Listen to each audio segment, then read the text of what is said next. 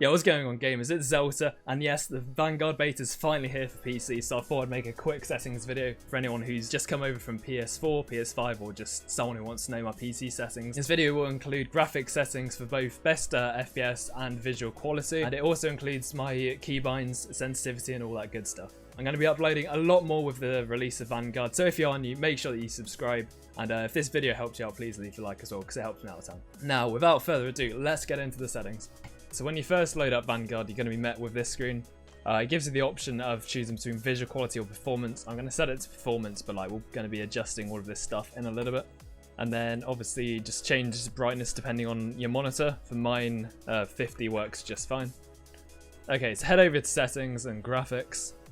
Make sure that your refresh rate is as high as it can go for your monitor, because obviously you want the higher FPS. You can change your frame rate to unlimited. I've got a 3070, so I want as many FPS as I can get. Low latency I've set to enabled. Display resolution, make sure that's the same as your monitor. Most of this stuff you can kind of ignore unless you're on a wider monitor, but I'm not sure why you'd want to play this game on a wider monitor. On-demand texture streaming. I saw that for the PlayStation 4, turning this option off increased FPS, so I'm going to do the same for PC. So yeah, just going to apply. And now we go on to quality. So keep render resolution at 100, VRAM usage target at 90%. I've got a 3070, so I can set my texture resolution to high, but some of these options you do not need to be on high. So like texture filter, particle quality, turn them down, you would just get a few extra FPS. Bullet impacts and sprays, I'm going to keep this on. You know, this option was on COD 4 all the way back in 2007, so I don't think it will impact FPS too much. Tessellation, turn off. Yeah, level of detail, there's two of them for some reason, but I'm going to keep that one at medium, that one at high. A level of detail, distance quality set to low, volumetric quality set to medium. Shadow map resolution, definitely don't need that on extra, so I'm going to put it on medium. Sun shadow, low. If your computer has high RAM, it's worth keeping this option on. You can turn this down to low. Particle lighting set to medium. Ambient occlusion, you can just set static objects. And screen space reflection, you can just keep that as low as well. For anti-aliasing, just keep the default options as well. And then we can apply.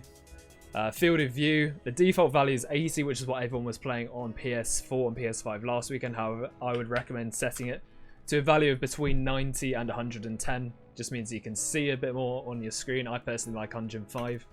I used 100 on Cold War for a while, but 105 is probably the best option.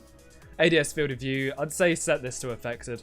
There's less visual recoil, because what this does is keeps your field of view more similar to one that you're using now, whereas setting it to independent reduces your field of view, so it's more zoomed in. So some people like, but I'd say keep it on affected. Camera movement, definitely set that to at least 50%. You know, you don't really want your screen shaking about a ton. And obviously motion blur for both world and weapon, you just want this turned off. There's no reason to be using motion blur in an FPS game. Depth of field, turn this off as well, and then we can apply. So that's pretty much it for graphics settings. Those should all work out for you, providing you've got a decent PC. Obviously, if you've got a lower end graphics card, just turn down some of the graphics options down a little bit. Obviously, if you've got a lower end graphics card, just turn some of these options down. Pretty much you want to get as much FPS as possible. Now we're going to go to the keyboard and mouse settings. Now I'm going to use the exact same settings for this that I was using on Cold War, just so I've got the same sensitivity. So my mouse sensitivity, I use 4.5 and 1200 DPI. I think this is a pretty good middle ground. You know, it's fairly fast, but it's also not too fast. You know, you can still control it, which is always good. For ADS sensitivity multiplier, I usually keep this at 1. However, for low zoom, I set this to 0.9. I find that like using iron sights, it just helps a little bit better. But all of these I'm just going to keep to default. ADS sensitivity transition timing, I go for after zoom. My reasons for having this on after zoom is because you want to have a consistent sensitivity before you've aimed in, and then a consistent sensitivity after you've aimed in. If you set it to gradual, then your sensitivity changes whilst you're aiming in, which some people like, but me personally I prefer after zoom, so I'd recommend that. For ADS mouse sensitivity mode, I use relative. I have this set to 0, but you can keep it at 1.33 as well. Sensitivity is all down to personal preference, so you don't need to use my options. The main thing that I would recommend is turn mouse acceleration off. You don't really want that. And make sure that mouse moving is off as well. For gameplay, I think you can keep most of these options as default, but again, this is all personal preference. So for example, aim down sight behavior. If you're used to using toggle, then use toggle, but I personally prefer hold. So yeah, as I said, this is all personal preference, so I wouldn't worry too much about this. So for keybinds, again, these are all personal preference. I'm going to show the keybinds that I use. The only thing that I really have different with keybinds compared to a lot of people is having crouch and prone on my side mouse buttons. I just feel like, as someone who played on controller for ages, it just makes sense being able to crouch with my right thumb. However, you can use pretty much what you want. These are the rest of my keybinds as well. If you want to copy them, go ahead. But it's all personal preference. I'd recommend giving them a go.